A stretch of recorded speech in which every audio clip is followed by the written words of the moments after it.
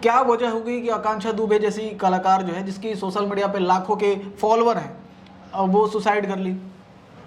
I think ऐसा कोई वजह नहीं हो सकता कि सिर्फ आकांक्षा दुबे जी क्यों, भोजपुरी इंडस्ट्री के कोई भी मॉडल, डांसर या सिंगर सुसाइड कर ले, मैं ऐसा नहीं मान सकती। क्योंकि इसमें सुसाइड का कोई मैटर ही नहीं आता। मैं किसी का नाम लेके नहीं कहना चाहती हूँ, मगर भोजपुरी इंडस्ट्री में ऐसे बहुत सारे वीडियोस है जो अपलोड हो चुके हैं, जो एक लड़के के लिए बहुत शर्मनाक चीज़ है। उसके बाद अगर आदमी सुसाइड नहीं करता है तो इनका और स्ट्रगल, ये अगर कोई स्ट्रगलर पॉइंट पे हो तो आदमी सुसाइड करने का सोच भी ले कि उस टाइम आदमी के लिए आदमी मतलब अपना खुद का खुद बहुत इंपॉर्टेंट होता है। जबकि वो बहुत अच्छी सुपरस्टार थी, अच्छे अच्छे फिल्म, मूवी और बड़ा बड़ा प्रोजेक्ट कर चुकी थी, तो उनका तो सुसाइड करने का कोई मैटर ही नहीं है। मेरे तरफ से डेफिनेटली ये मर्डर केस ही है। अच्छा, नमस्कार, आदाब, सत श्री अकाल। एक्सप्लोर वर्ल्ड में आपका स्वागत है और हमारे साथ मौजूद हैं भोजपुरी की गायिका निहारिका सिंह। निहारिका जी, आपका स्वागत है एक्सप्लोर वर्ल्ड में। नमस्ते, प्रणाम। मैं भोजपुरी गायिका निहारिका सिंह सकल भोजपुरी समाज का हाथ जोड़ के प्रणाम करती हूँ और बहुत बहुत धन्यवाद है एक्सप्लोर वर्ल्ड के ओनर सम्राट उपाध्याय जी का कि इन्होंने मुझे इस लायक समझा, इस मैटर में इन्वॉल्व करने के लायक समझे हैं कि मैं इसमें कुछ कहूँ। मैं चाहती हूँ कि भोजपुरी इंडस्ट्री एक नया रंग लाए, इस मर्डर केस को ना दबाते हुए सीबीआई जांच की जाए और इसको थोड़ा सा रंग दिया जाए ताकि और भी लोग ये समझे कि हाँ, भोजपुरी इंडस्ट्री में जो भी कलाकार काम करते हैं या फिर कलाकार लोग जो लोग हैं, जो लोग इन लोगों को इतना एंटरटेनमेंट करते हैं, उन लोग का भी लाइफ मतलब सिक्योर है। आकांक्षा दुबे कैसी कलाकार थी? बहुत अच्छी थी। एज अ मतलब मैं भी इस इंडस्ट्री में हूँ, मैं भी कलाकार हूँ, तो एज अ कलाकार वो बहुत अच्छी कलाकार थी, मतलब माइंड ब्लोइंग कलाकार थी। वो किसी शूटिंग के दौरान वो किसी सेट पर आई हुई थी बनारस में जी। और होटल का नाम था सोमेंद्र होटल, जो बनारस में ही स्थित है। अब रीज़न ये होता है कि वो किसी पार्टी से लौटती हैं। जैसा कि पूरा प्रकरण मैंने सर्च किया तो मुझे पता चला कि वो किसी पार्टी से लौटी रात का 2 बजे था। वो उनको किसी ने ड्रॉप किया वहाँ पर। 17 मिनट तक जो है उनके रूम में वो बंदा गया, बातचीत हुई और ये भी मामला सामने आ रहा है कि 17 मिनट तक लाइट जो है ऑफ रही। सीसीटीवी जब खंगाला गया पता चल रहा है कि 17 मिनट तक जो लाइट ऑफ करने का मामला सामने आ रहा है और वो बंदा चला गया ड्रॉप करने के बाद, और सुबह में खबर आती है कि उन्होंने खुदकुशी कर ली है। तो क्या वो 17 मिनट के बीच की कोई मिस्ट्री है क्या यहाँ पर? जरूर। हाँ? ऐसा ये तो मैं आई थिंक मुझे नहीं लगता कि इसके बारे में बताने की ज़रूरत है, क्योंकि लोग इतने समझदार तो है ही कि 17 मिनट लाइट ऑफ रहने का क्या मतलब हो सकता है। और उसके बाद आई थिंक उनके रूम पे कोई नहीं गया होगा, तो सुबह डायरेक्ट गया हो तो सुबह पता चला कि सुसाइड केस है क्या। और अगर कोई अच्छे से उनका तस्वीर देख ले तो बच्चा भी कह दे कि ये सुसाइड नहीं है। तो आई थिंक कोई 17 मिनट ही मिस्ट्रिकल मिनट था।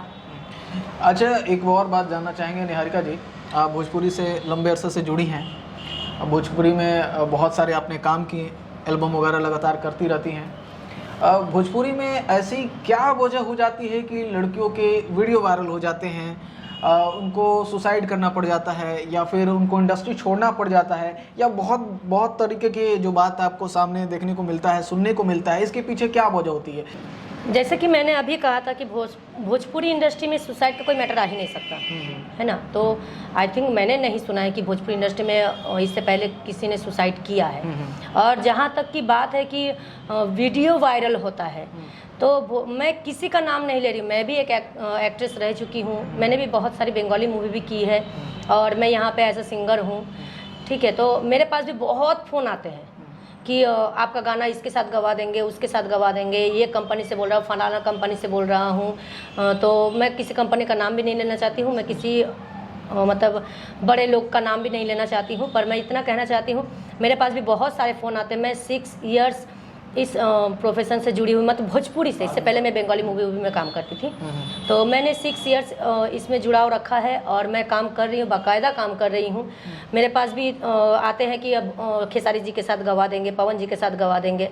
तो ये जो इंसान के अंदर लालच डाला जाता है, तो कुछ लड़कियाँ क्या होती हैं कि इसमें फंस जाती है, चाहे वो मॉडल हो चाहे हाँ, एक मॉडल अगर लॉन्च हो गई गलती से तो उसके पीछे इतने राइटर, डायरेक्टर मतलब कोरियोग्राफर से लेके एक शूटिंग में जितना मतलब सेटअप में जितना लोग होते हैं सारे उसके पीछे ऐसे पड़ जाते हैं कि जैसे 15-20 दिन के भूखे इंसान को एक सेव मिल जाए तो ऐसा हालत हो जाता है कि आओ मैं चुटकी में सुपरस्टार बना देता हूँ। अरे यार चुटकी में सुपरस्टार कैसे बनते हैं, मुझे तो समझ में नहीं आता है कि चुटकी में कैसे सुपरस्टार बन जाते हैं। तो मैं हर लड़की से ये कहना चाहती हूँ, अगर आप लोग इंडस्ट्री में जुड़ाव रख रहे हैं, अगर आपको खुद के टैलेंट पे भरोसा नहीं है तो प्लीज़ हाथ जोड़ के विनती है मेरा कि आप लोग इंडस्ट्री को कचरा ना करें।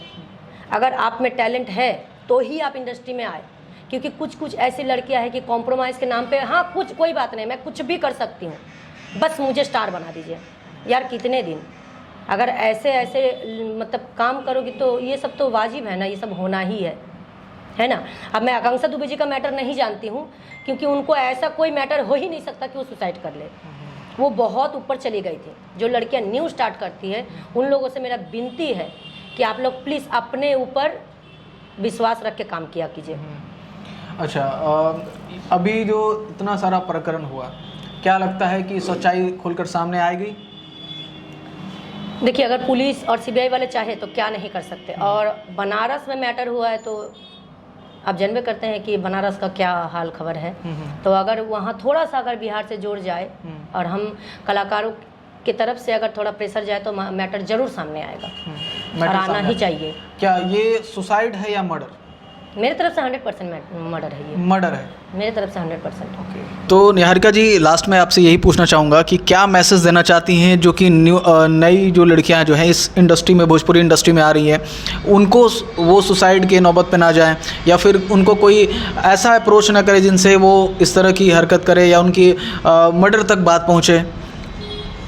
मैं इतना ही कहना चाहूँगी, मैं अपने से बड़ों को नहीं कहना चाहूँगी, मेरे से छोटे जो लोग अभी न्यू लॉन्च आ रहे हैं उन लोगों से कहना है कि बाबू, आप लोगों से हाथ जोड़ के निवेदन है कि आप लोग अपने टैलेंट, अपने काम पे भरोसा रखें। और जो लोग आप लोगों को कह रहे हैं कि मैं चुटकी में आपको ऊपर चढ़ा दूंगा, उठा दूंगा या वगैरह वगैरह, फलाना ढिमकाना कुछ भी, तो इन लोगों पे तो एक रत्ती भर भरोसा ना करें, क्योंकि इन लोग काम के आदमी नहीं होता। जो काम के आदमी होंगे ना, वो किसी लड़की पे फोकस नहीं करेंगे, वो अपने काम पे फोकस करेंगे और किसी भी अरे गरे को उठा के नहीं रख देंगे। अगर आप जानती है कि हाँ मुझ में टैलेंट है तो आपको अपने ऊपर भरोसा करके आप उस मंजिल को ज़रूर छुइएगा अगर आप में टैलेंट रहेगा।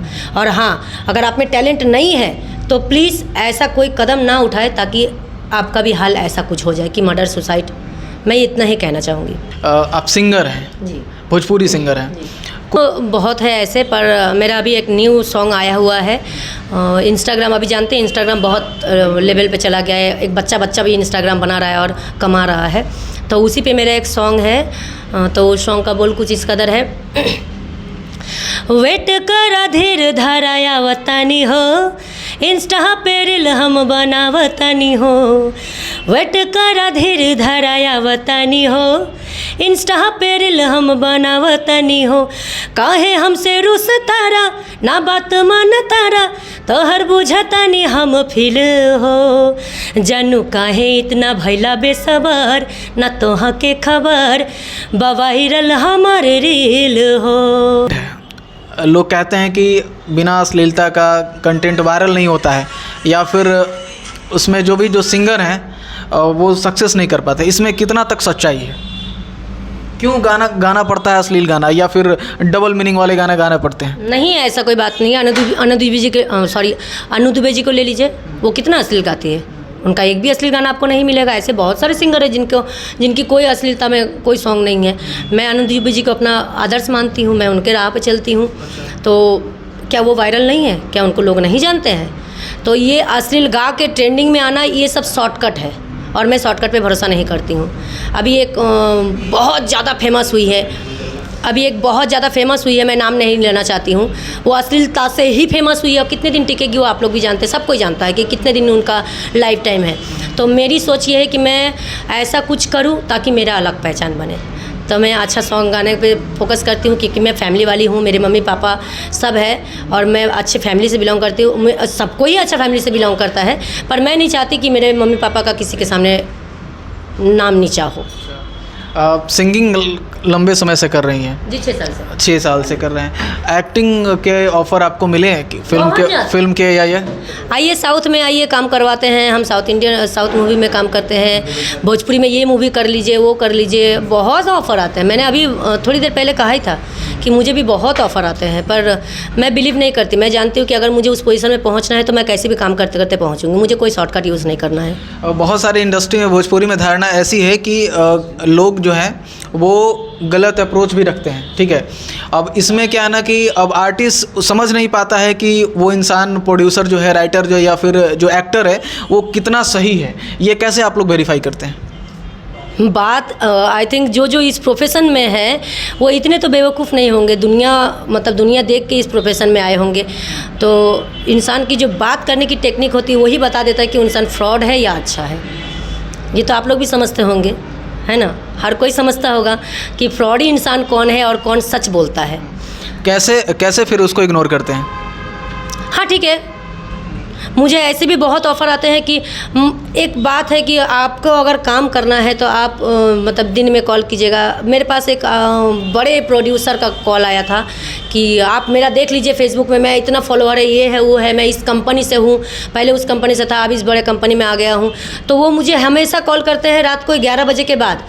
तो कोई डायरेक्टर, प्रोड्यूसर, इतना उनको नॉलेज होना चाहिए कि रात को 11 बजे के बाद किसी लड़के को कॉल नहीं करना चाहिए, है ना। और बाय द वे अगर बहुत अर्जेंट काम ना हो तो कॉल नहीं करना चाहिए। और मुझसे वो क्या बोलते हैं कि आप किस तरीक़े से काम करना चाहते हैं, तो मैं बोले आप किस तरीक़े से काम कराना चाहते हैं। तो नहीं, अगर आप फैमिली में हैं, बोलने में दिक्कत हो रहा है तो मैं नेक्स्ट टाइम आपको कॉल करता हूँ। इसका क्या मैटर है, मैं जब काम कर रही हूँ तो मेरा फैमिली में दिक्कत नहीं हो रहा, आपसे बात करने में दिक्कत होगा तो ज़रूर है आप गलत बात करना चाहते हैं। तो ऐसे इंसानों का फ़ोन ब्लॉक मार दिए, इग्नोर कर दीजिए, फ़ोन रिसीव मत कीजिए, चाहे वो किसी भी बड़ा आदमी, कोई भी लेवल में पहुँचे, वो इंसान कभी अच्छा हो ही नहीं सकता।